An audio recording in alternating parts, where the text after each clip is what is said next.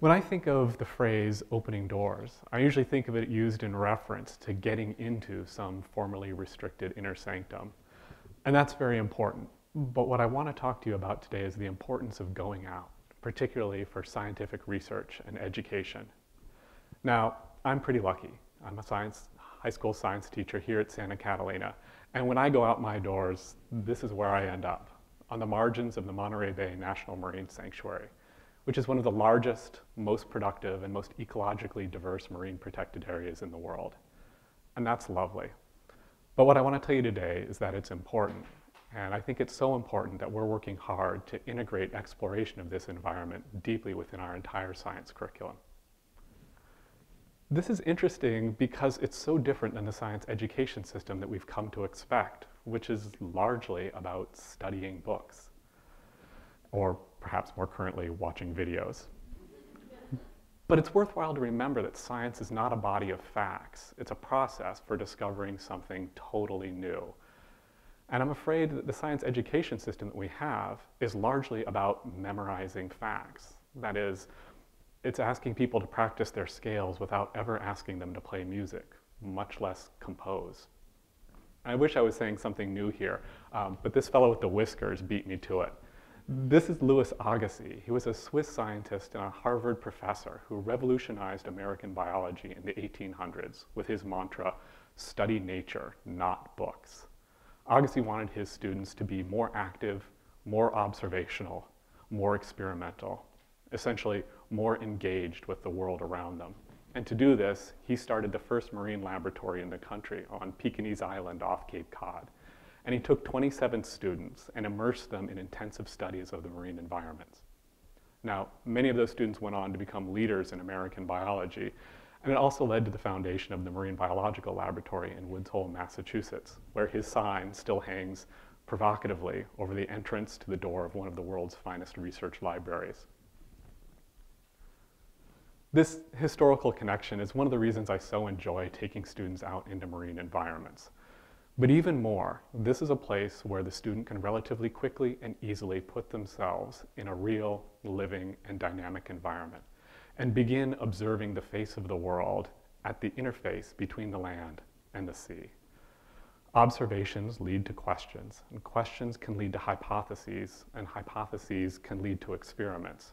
Background research for experiments can cover a huge amount of core material, and it does so in a way that answers questions that students actually have. And we all retain information better when it's answering real questions with personal meaning. The personal is an important part of the scientific endeavor, and many of the researchers I've talked to over the years have credited their scientific careers to early experiences in nature with animals or environments. However, these same researchers have told me that current funding and grant pressures is constraining the ability of their undergraduate and graduate students to spend the exploratory time in real environments that allows them to build the insights that underlie observations that are critical to asking interesting questions. This is our opportunity.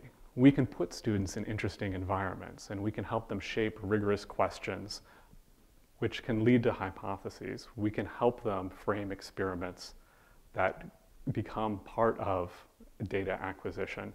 We can help them become experts in a technical subject and teach them to communicate that expertise.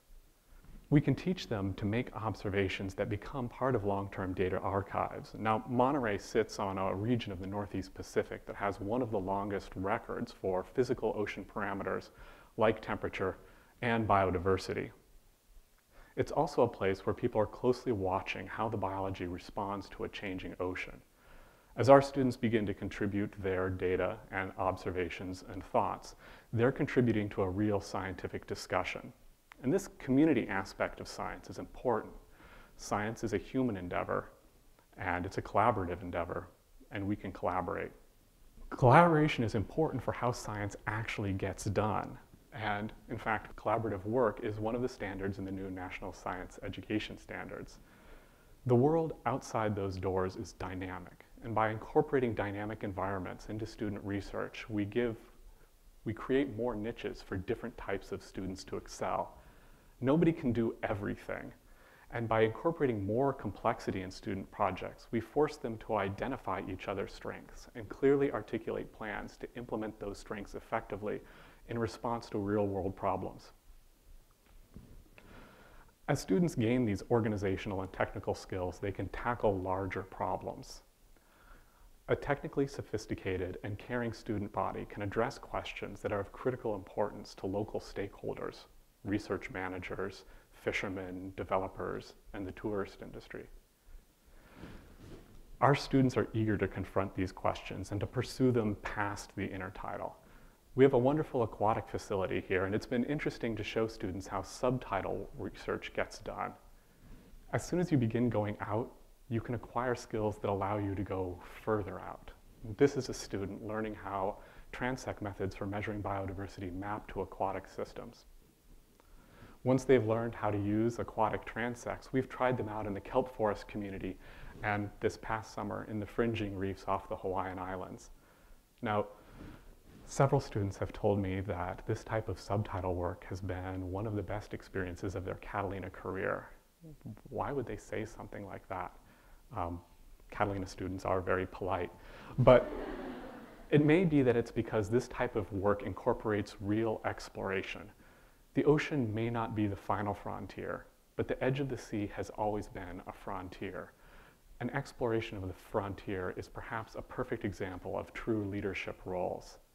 And one of the goals of the scientist has always been to think something that no one's ever thought before. And one of the best ways to do that is to see something that few have ever seen before. This is an example of a member of the Seaward kelp forest community. This is a colony of bryozoans, which is a fascinating organism that makes up one of the bases of the kelp forest food web, and whose ability to make these wee tic-tac shaped shells is being impacted by ocean acidification. In the center there is a tiny nudibranch, specialized for feeding on that one species of bryozoan. Notice its camouflage. These gorgeous examples of tight-knit adaptive relationships are close to hand in the marine environment. And it's difficult to overstate the transformational impact on students of standing in an animal's environment and then being able to spend time with that animal. To paraphrase Cousteau, we won't protect what we don't love, and we won't love what we don't know. Empathy for organisms, which grows from close observation of the animal in its environment, can be used to provide context for much broader science. Once you've seen how weird and engaging and sometimes cute these things are, then you care about where they came from and how they live and who they're related to and how they came to be. And again, if I'm not answering students' questions that students actually have, then all this human knowledge is just memorizing, and all the science really is just stamp collecting. And it's one of the best ways to generate questions about something is to fall in love with it a little bit. And it's easy to fall in love with this a little bit. I don't understand why, but if I reach under a rock in a garden and I pull out a bug, most people are horrified. But if I reach under a rock in a tide pool and I pull out a crab, most people are fascinated.